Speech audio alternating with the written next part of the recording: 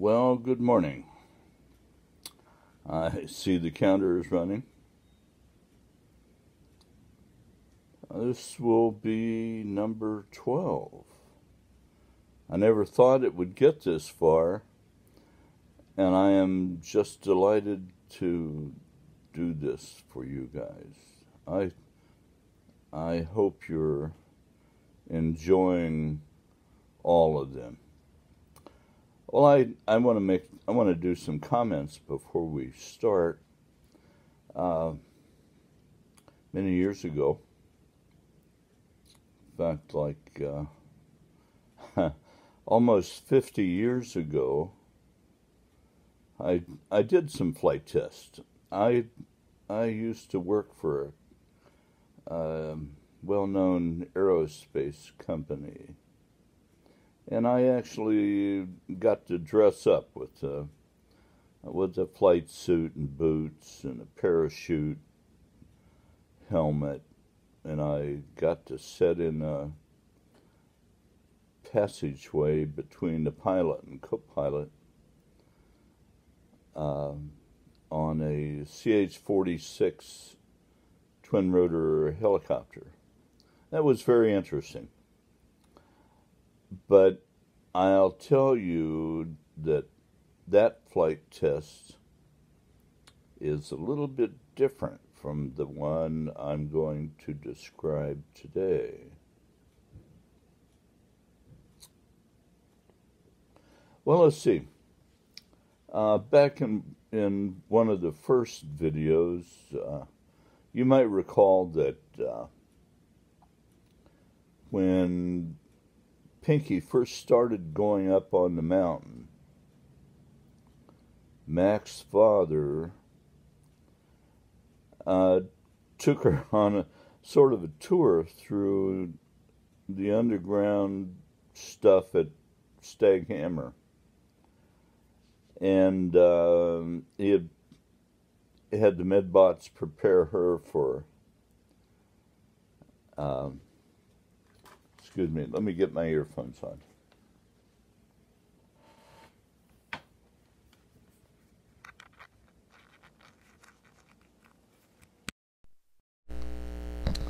I want to make sure you hear me properly. So the medbots had prepared Pinky for translation, and the prime these were prime people that she was around. Back when the story was unfolding, you really didn't know who these people were, or even whether they were people or not. But at any rate, Pinky was being prepared to go up to L5. The people told her they were going to take her up to L5 for a few days. And so Pinky said, well, am I going on a spaceship? And the people said, no, we're just going to use the translator. It's quick. You don't have to worry about it. It'll just be over before you know it. Well, today we're going to talk about a real spaceship. Prime has done a lot of advancement in things scientific, but they just didn't have yet the science to go interstellar. So yesterday we talked a little bit about the first flight test. They got it off the ground, and they got it up to about a foot, and did some testing and in stability of the ship at low hover. So when I was watching the video again last night, I thought there was some stuff that was missing that you might be interested in. First is how do you get on the ship? Well, the prime method of getting on board is a small button panel on the side of the starboard hull, the starboard catamaran hull. You put in a code, and a ladder unseals itself from the floor of the second deck. So it comes down and it extends alongside the starboard catamaran hull, and you go up into the ship. And then the other controls up there will retract the stairs, the air stairs, I guess you'd call it, and it seals itself against space vacuum. So that's how you get aboard. And then once you're on board, I've described that you have to go forward on the starboard and port side to the ladders that will take you back down into the starboard or port hull, or up to the bridge, and then from the bridge you go aft. Okay, another thing is you'll be exposed to some use of some of the sensors today. I think we'll get that far. And those long-range sensors are both electronic and visual. There's optics mounted on the hull here and there, and other sensors. And on ships, there's usually a place where all of the controls and the displays for sensors is located in a place generally for ships of war. It's called a CIC, Combat Information Center. Well, this SS Prime 2 is not a warship. It's a ship of exploration. But they still need a place where these sensor displays can be observed and evaluated for what we're looking for here. And what we're looking for is planets in a Goldilocks zone around various stars. So we're just going to call it Sensor Information Center, the SIC. Yeah, it has a ring. So the SIC, and that turns out to be in a room about 15 feet fore and aft, and about 20 feet side to side, immediately after the passageway where the restrooms and the showers are. And then after that is engineering spaces for this and that. And then after that, of course, you'll remember that there's a workshop back there. It's a machine shop, actually. It's got a lot of stuff back there. But at any rate, the SIC. So let's get right to the flight test. I'm basically standing outside the story watching all this stuff unfold, and I tell you, I love seeing how the thing is progressing. To me, it's just delightful. But here we go. The next day that we were scheduled for further flight tests. For this flight, all the rest of the crew were aboard. Before they trooped aboard, they all lined up for pictures in a row, and then stacked upright and some kneeling, and then the photographers all vacated the area for the observation stands via some shuttle bands. Mac had all the crew assemble in the wardroom. He told them that today's flight was going to do some additional engine tests and stab og. He told them that after liftoff and getting stable in the hover, he wanted them to do what he would announce on the PA. Before that, he wanted them all seated and strapped in. When he asked them to do a task, they could get up, but not before. Everybody nodded. He said for the bridge crew to man your stations. Seuss was pilot for this first flight with Drill on the engineering panel.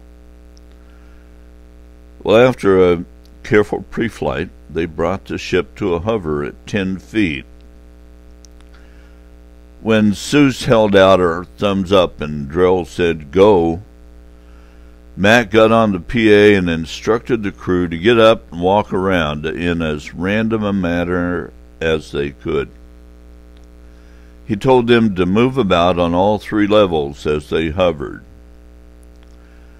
Mac told Seuss to put the ship in auto-hover with the stab og off. He told her to monitor the ship, but that, he said, at ease was acceptable. He then said that this hover test would last 2 hours at this height and location. While this was going on, the crew was moving around as directed. The ship did not seem to move at all. The usual low rumbling and quivering was the only overt indication that they were in flight. Well, after about a half hour, Mac told the pilots they should switch places. That was accomplished okay, with no anomalies detected. They just switched places. Drell remarked that it was neat to have the ship actually feel like the simulator. The designers of the simulator had even attached vibrators and a speaker system to their seat to simulate the real flight as close as they could make it. Well, she said the ship was just staying put where it was put. Well, Mac then asked the crew to all assemble at the starboard entrance to the bridge. Closely monitoring the ship, there was no signs of departing from their present position and altitude. Well, there were 8. There were 8 people in that knot of crew. Well, 8 people up in one corner. If the ship was going to get unbalanced, it would be unbalanced then. It's a lot of weight, even with a ship that big.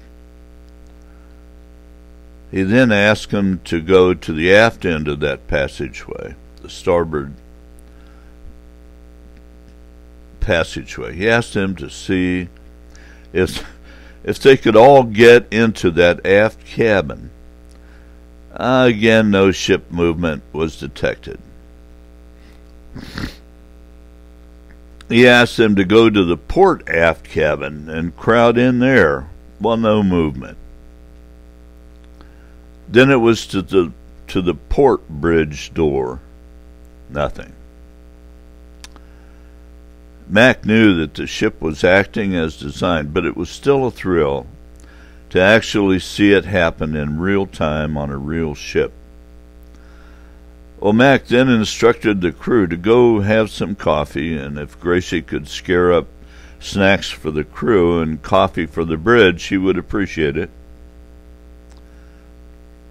Well, Mac went to the bridge door and unlocked it.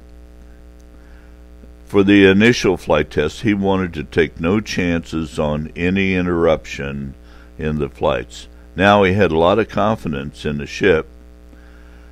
Well, coffee came. The commissary turned out to be on the ball this day. Well, Mac got on the PA and informed the crew that he had decided to take the ship up and around for a spin. Well, he heard a faint cheer from the wardroom. He instructed Drell to take the ship to 10,000 feet, directly over the Phoenix airport. He figured that would likely be the safest spot for a starship on a test flight. Drell did as directed with minimal control movement. In fact, all she did was just dial in the 10,000 feet into the auto-hover system. The ship smoothly increased altitude, and Drell, aided by the map display, put the ship directly over Sky Harbor. Mac told his bridge crew they were going to stay here for a while.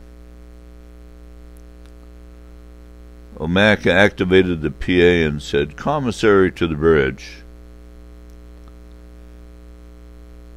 Well, Gracie and Shelley almost immediately knocked on the starboard bridge door, which was to remain open from now on during flight. Mac invited them out into the bridge. He gave them a tour and let them sit in his Officer of the Day seat, the OOD seat. He then told them that they were going to be here for a full 24 hours, and for them to let the crew know that underway routine was set and that upcoming meals would be served on time with snacks available, and that midrats for the overnight crew would be in the fridge. Gracie was grinning and said, "About time we're getting some action." Shelley asked if just this one time the bridge would be open for hugs and kisses. Mac said, "Just this once. You may hug and kiss the captain on the bridge." Well, Shelley got right to it.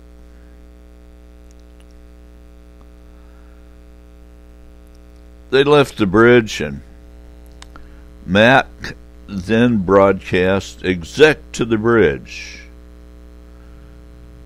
Sharon appeared to be lurking in the starboard passageway as she appeared almost instantly.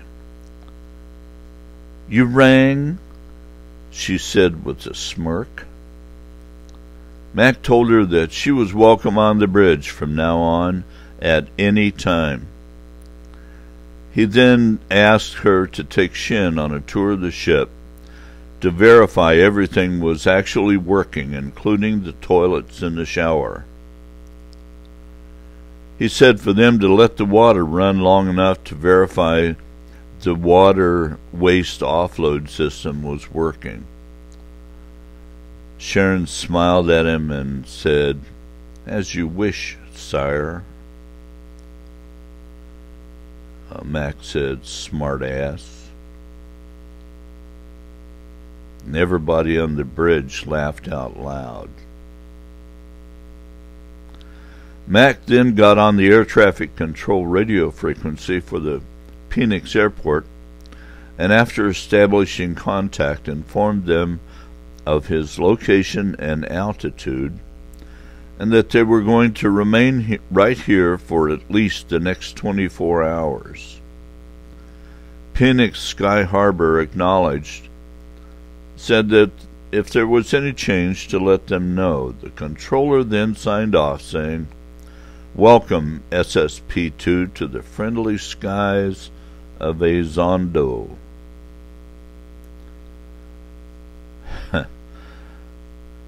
For the next 24 hours or so, Mesa to the east had a steady drizzle from what looked like an ice cream cone coming from a pretty high altitude directly over Phoenix. Well, it turned out the 24-hour milestone was met easily, with airborne routine covering the bridge throughout the night. Pinky was alternate pilot, so she took the midnight to 0400 shift when Drell came on to 0800, and then with Mac on the bridge, the pilot's chair was empty from 0800 to 1200. The ship's log, with entries every hour, showed no unexpected events. Entries were: airborne routine continues above Phoenix, with the time and the date. At 1200, Mac called the navigator to the bridge. Alex came into the wardroom where he had his personal charts and computer plotting any possible trip he thought would be requested. He had all his material with him. Mac asked him to set a course to high orbit Mars. The bridge had a small section where Alex's computer would fit and be powered there. Almost immediately he called Mac over and said the course was ready for two methods to get there: transfer travel or much slower thruster travel. He had both loaded up, ready to initiate, in the pilot's display and the OOD nav display. He said, "Captain, your call." He waited. Mac complimented him on his preparedness.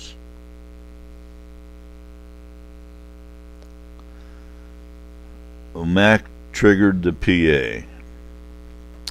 He said the ship was now on navigation routine, and all first report to the bridge.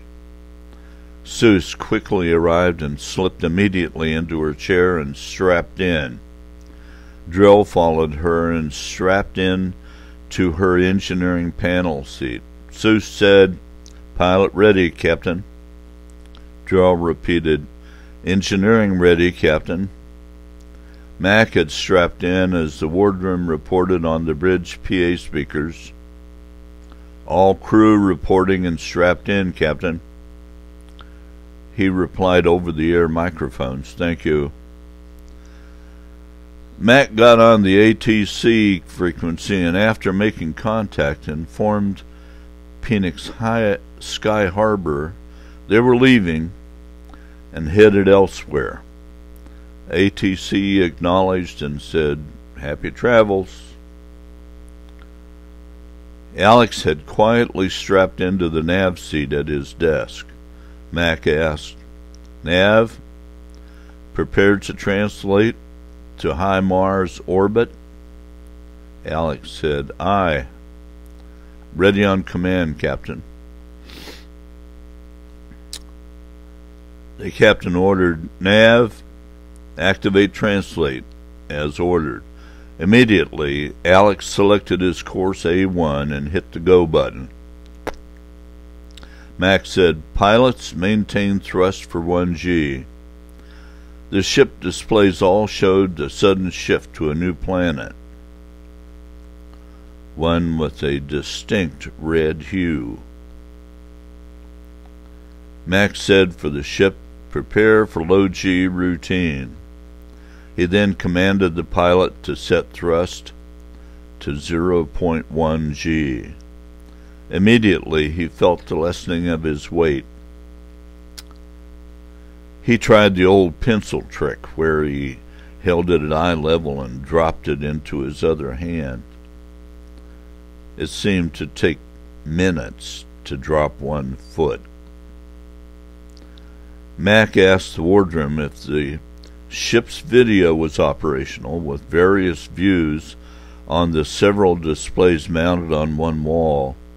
A chorus of, "Yeah, great," seemed to take, "Yeah, great, don't change that channel," and other remarks in the background peanut gallery.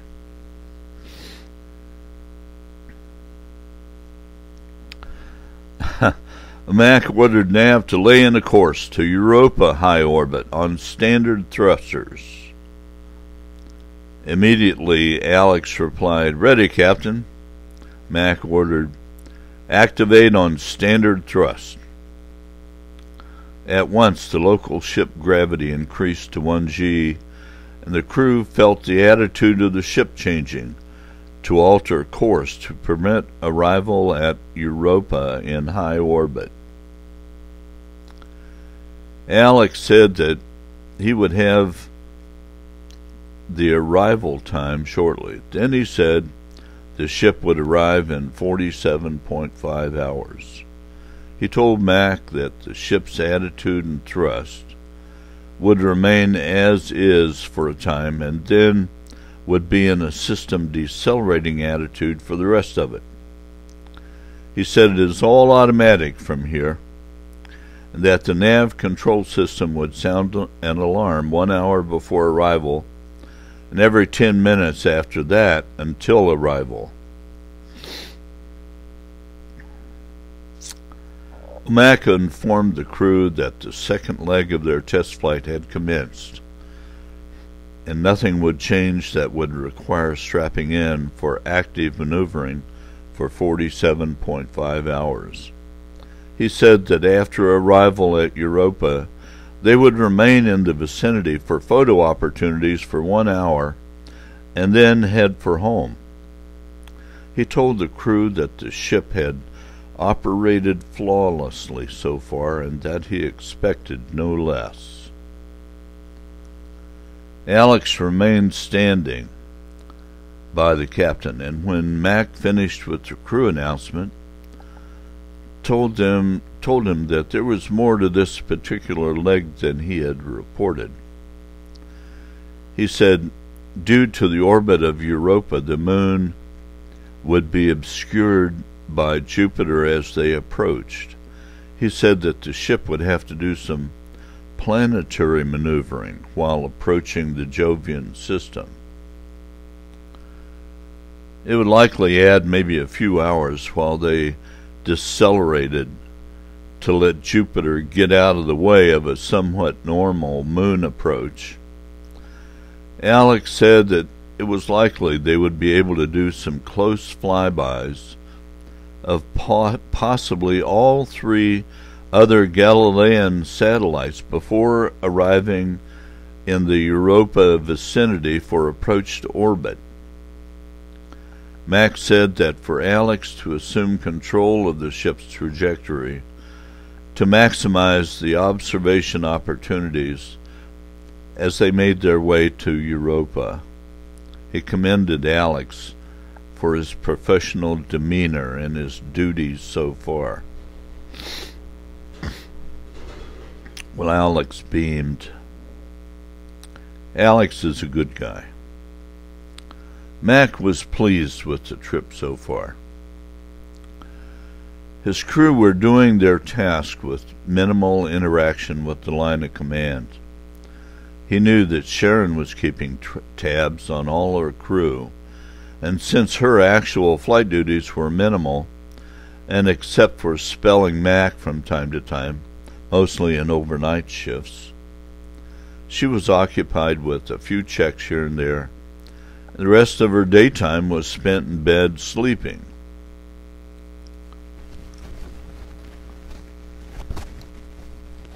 Excuse me. She appeared to be happy as she spent some of her time on the bridge talking to Mac and the pilots, Drell and Seuss.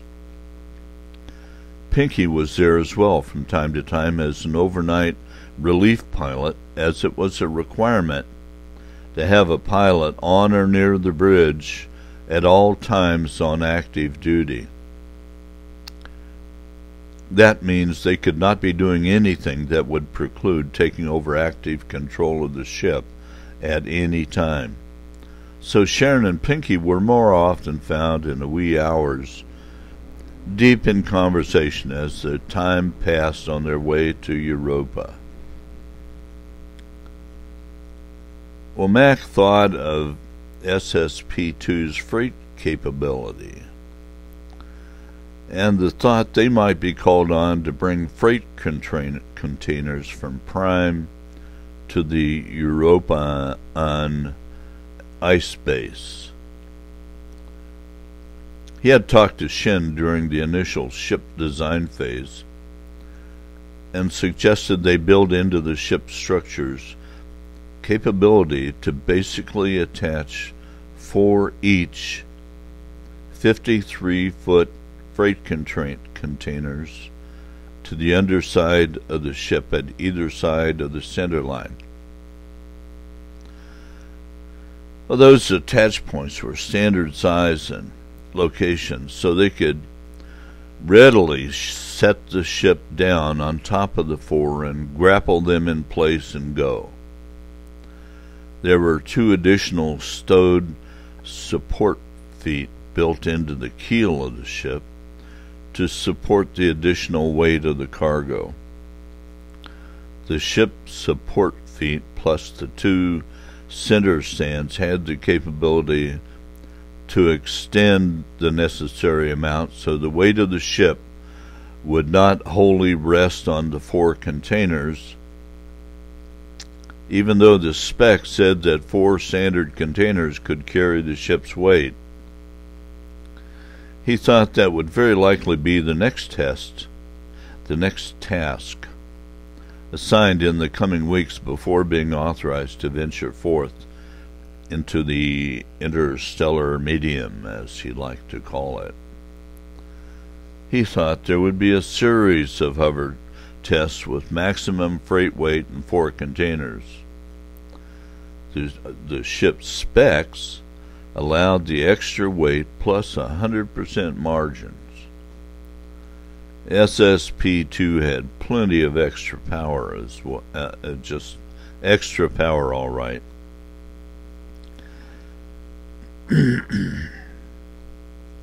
Well, he also thought this was pretty far from Stag Hammer. He thought he was blessed with being able to have all of his extended family with him. Well, as they approached Jupiter, the crew were like little kids. The prospect of being able to take pictures and video real time from the ship was conducive to very real excitement. As they swung by each of the 4 Galilean moons, they were all struck with how different the 4 looked. From the pristine tan-streaked ice moon Europa to the mottled, sick-looking Io, and then to Callisto and Ganymede. They were all unmistakably different. Callisto looked like a rounded, starry night, while Ganymede appeared to be a planet-sized mirror. Their short stay was, of course, too short, and all too soon they found Alex had set their course back to Prime. Well, Mac had chosen to make the Jovian to Prime leg under thruster power as well. He thought that a translator leg would somehow cheat them out of the overall trip experience. It would be all over way too soon. He knew that from now on, the translator trip sections would be reserved for the much longer light-year-length legs. Well, the rest of the trip was uneventful, and even allowed the first laundry loads to be done. Shelley was heard to say that so far she had nothing to do except to act as cook's helper.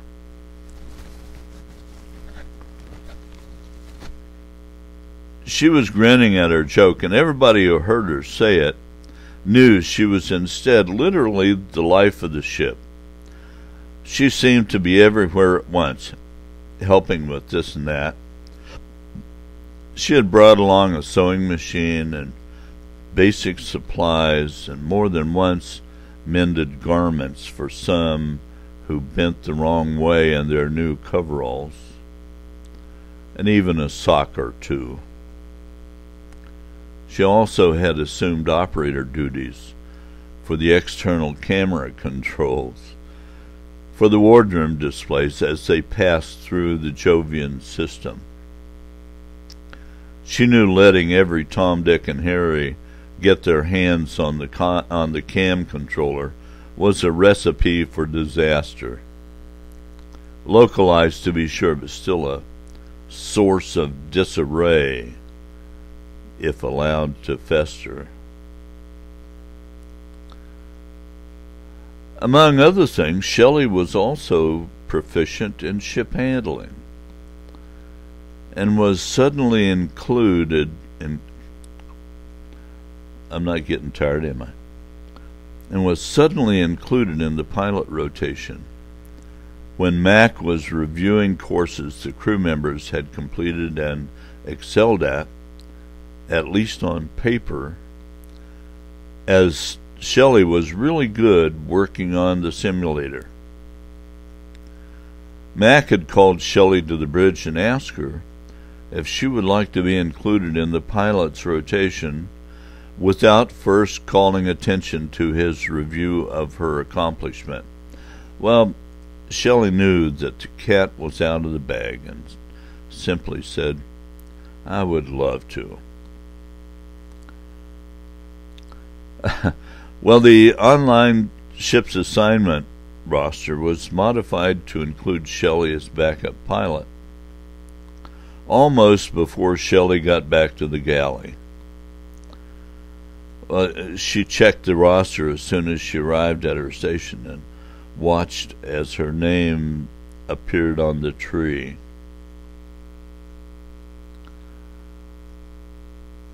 As the ship sped along toward Prime at 1G, the ship settled down into a routine as each of the crew found where they belonged. Mac knew if he just kept out of everybody's way, they would do this on their own. Well, it happened, and even Sharon spoke of the process to Mac late one night as he prepared for the change of duty officer. Well, Shin was standing there with them talking, and he agreed with Sharon. Well, he also let Sharon and Mac know that he wanted to be included in the OOD rotation. Well, all three were talking quietly on the bridge as Sharon was about to assume command. Well, Sharon took a step back to where Mac stood already near the center door to officer country, and looking at Shin, pointed to the OOD chair. Well, Shin sat down and started playing with the chair controls, moving the chair up and down and side to side, as Sharon and Mac slowly disappeared toward the captain's quarters for the night. Well, the next morning, as Sharon and Mac arrived on the bridge, Shin met them and said he would like to call Mary to the bridge for a talk with them. Mac said, "Go." Well, I think I already know what he's going to say. Shin called on the ship's PA for Mary to the bridge. Mary appeared in about 2 minutes, and as she arrived, said, "What's up?" Shin said that he had decided to assign himself to SSP-1 as chief scientist, and that he was therefore recommending that you, Mary, be appointed ship's engineer. Mac looked at Mary and did a very slight nod with his eyebrow raised a microscopic amount at Mary. Well, Mary did the same back to Mac. Mac then looked at Shin and said, "It's done. Thank you, Shin, for coming along with us on this trip. If you will, let Prime know what has happened, and Mary, thank you and congratulations on your promotion." He continued, saying to Mary that she was going to take her turn at OOD and could expect to take Shin's place at the helm for some overnight shifts. He grinned as Mary dropped her jaw in overt dismay, and then, puckering her lips, gave him an air kiss.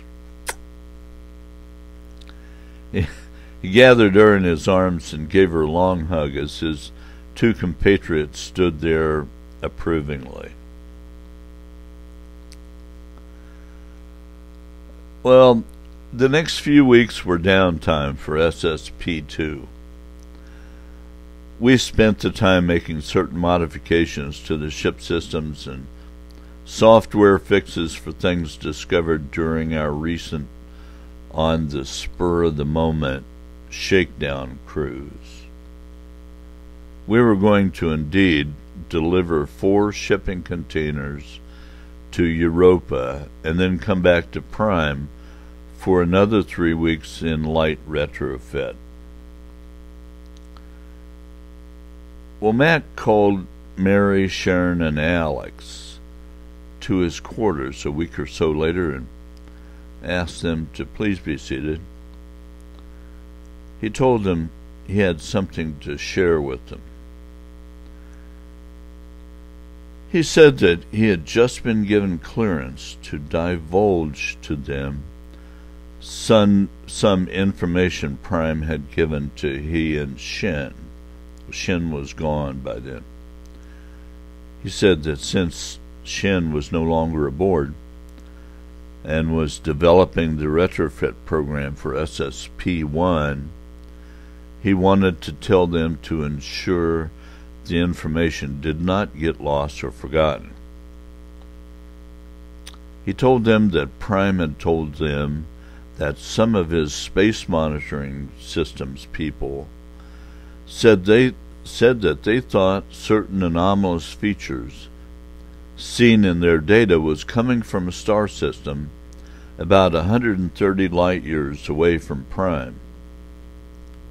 He told the group that here is the location of that star system, and that, Alex, you should prepare yourself to navigate to that star.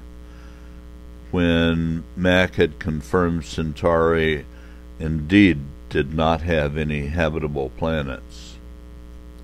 Alex nodded affirmatively as Mac handed him the data sheets showing the coordinates. He looked the data over and then nodded again and said the data was satisfactory. Mac said that until further notice they should consider this location data as confidential. Not secret, but confidential. Well, then Alex said that he was familiar with that star. And indeed he had heard there were planets in orbit near the habitable zone. Whether they were habitable or not was the subject of some discussion among people preparing him for navigation duties on the ship. He told the group that he would be able to get them there with no trouble. Well, Mac dismissed the group, and after they left his cabin, he sat back and wondered what it was that Prime wanted him to find.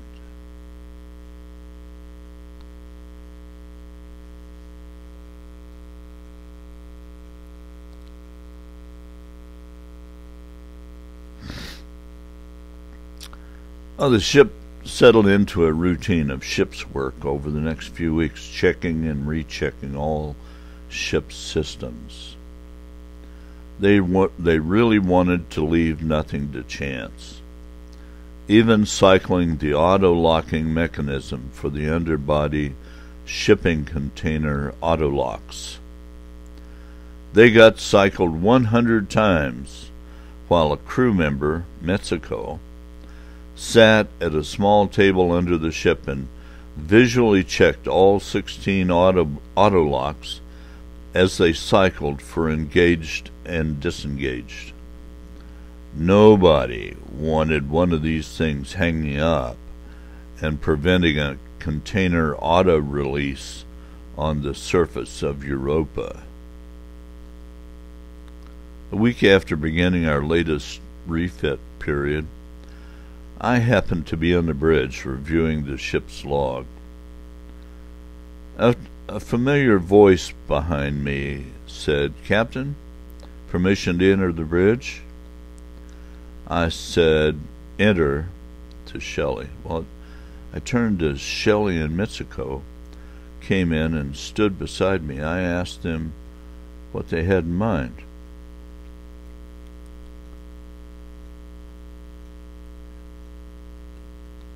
Shelley said that she had discovered that Mitsuko and she had taken some extensive medical-oriented nighttime courses. She said that she and Mitsuko had found this out in the course of random chatting one night. Well, Mac interrupted right away and asked how extensive these courses were.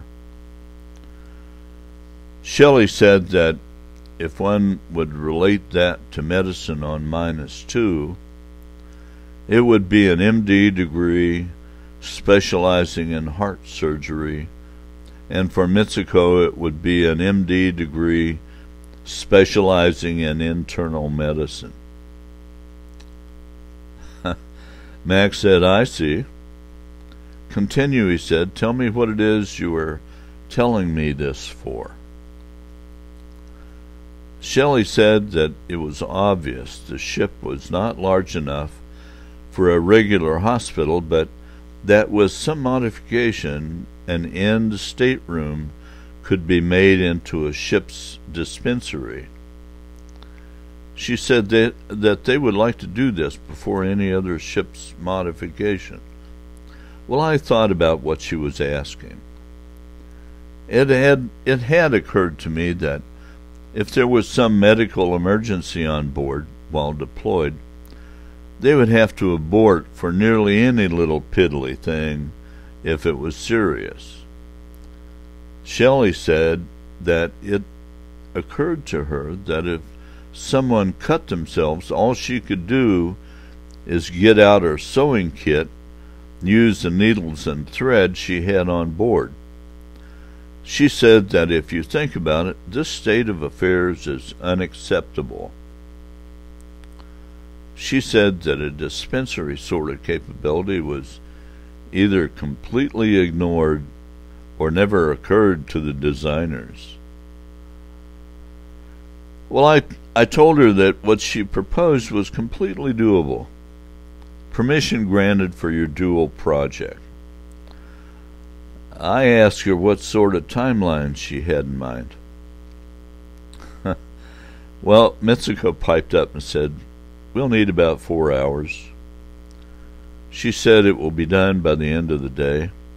I said, "Go do it."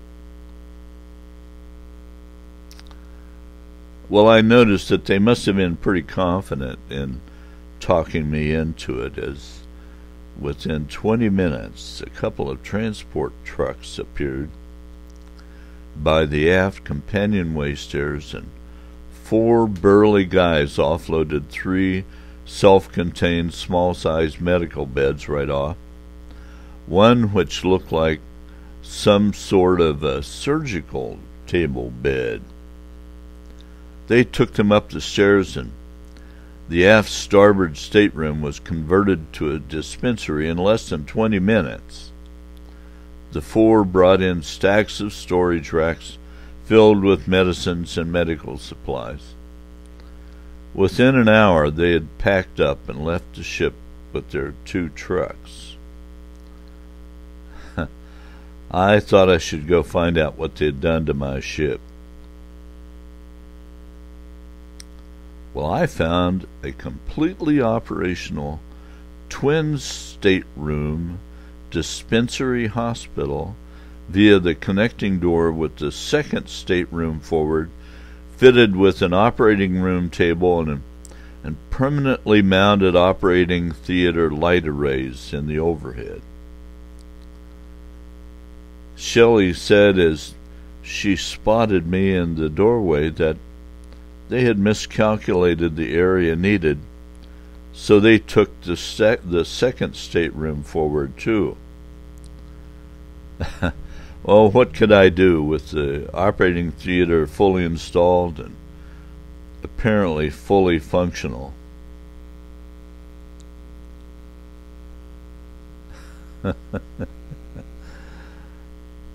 The actual dispensary had 2 beds athwartships in the center with 3 walls filled with racks of medical supplies. 2 very small hanging desks sat attached to the forward bulkhead next to the doorway to the op room. I asked if they were ready for paying customers. Shelley and Mitsuko both shook their heads affirmatively. Well, I pulled out my handheld PA radio and broadcast a message to the crew that the dispensary is now open for business on the aft starboard quarter. I turned back to the Medibots in coveralls and said that I didn't think they needed a sign on the wall telling anybody what was here. Well, behind me I could see a line forming as every crew member seemed to have a malady that needed immediate attention. The line reached to the bridge. I took a look at the line and said loud enough for all of them to hear that I now had a crew of malingerers. The crew laughed uproariously and then started to disperse. Chuckling and giggling, Shelley and Mitsuko turned to setting up their computer medical databases for the crew.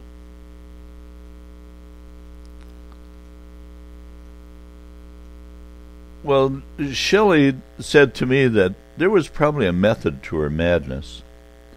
She said that in the future they were likely to land someplace where the locals may need medical help, and we would then be indispensable and could turn disaster into hope. I nodded and I agreed. I said, "Good job, girls," and walked back to the bridge. I was to find that Shelley and Mitsuko's forward-looking efforts would be most welcome in the future. One thing I did have the Yardbirds do is install 2 simple red buttons, one at waist high and another near the floor. I told Mitsuko to let Shelley know that they were there and to pass the word that if anybody got hurt, they could crawl there and not have to further injure themselves hunting for a distress button just out of reach. Pressing either one would start an alarm warble that was hooked into the ship's PA. Mitsuko said, "Husband, you are a sweetheart."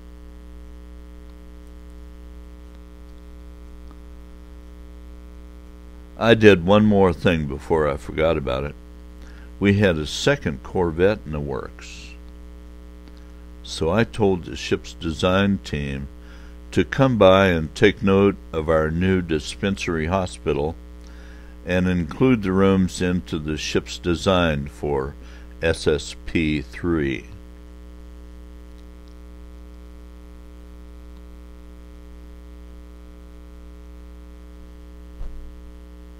Well, there were things happening every day, it seemed. And a day or two later, it was a red letter day. This morning, we got news that SSP-1's new engines were lit off, pointed in our direction, and then reversed course to return to Prime. Expected time of arrival was expected to be about 2 months from now. Several Prime orbiting observatories were looking for the light of the exhaust and spotted it right away. Well, the effort to always know exactly where the ship was paid off.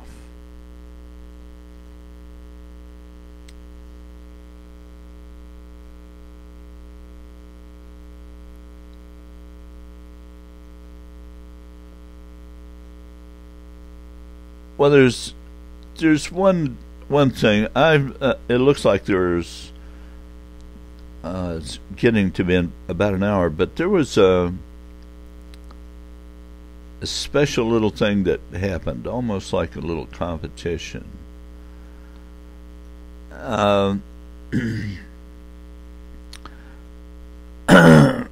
Excuse me. Our mission to resupply the Europa outpost was modified today at the last minute. Tomorrow we will attempt to make 2 total trips there and back to take 8 full cargo freight containers there and back, and bring back 4 empties and 4 filled with garbage. The trips to Europa wound up in spectacular fashion. We started the day with 8 cargo containers precisely placed on the tarmac near the ship.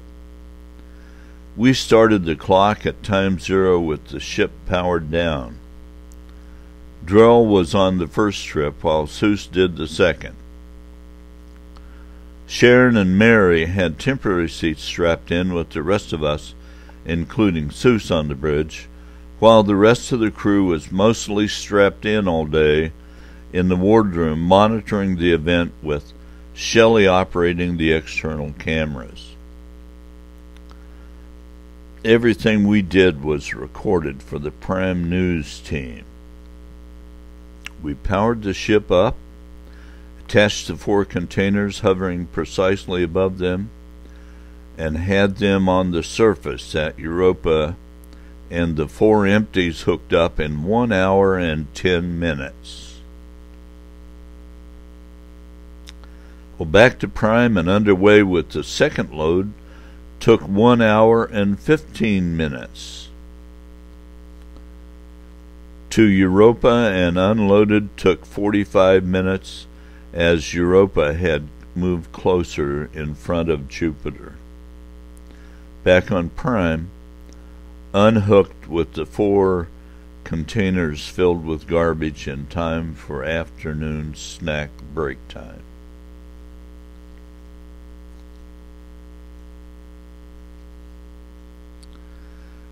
Two amazing round trips, and we hardly feel like we've done anything but practice.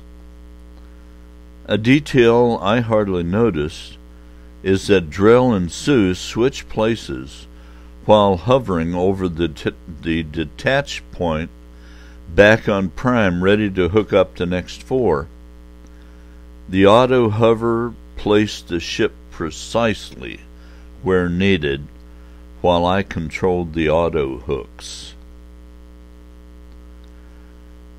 Well, I was satisfied, and Prime was entirely satisfied, as he sent me a message for the crew expressing his happiness about how smoothly things had gone that day. I played the message to the crew at our shipboard supper mess that evening. Well, I asked if anybody wanted to go home and not play anymore, and got bombarded with wheat rolls as I had to cover my head. I thought that showed little respect for the captain of this sheer vessel.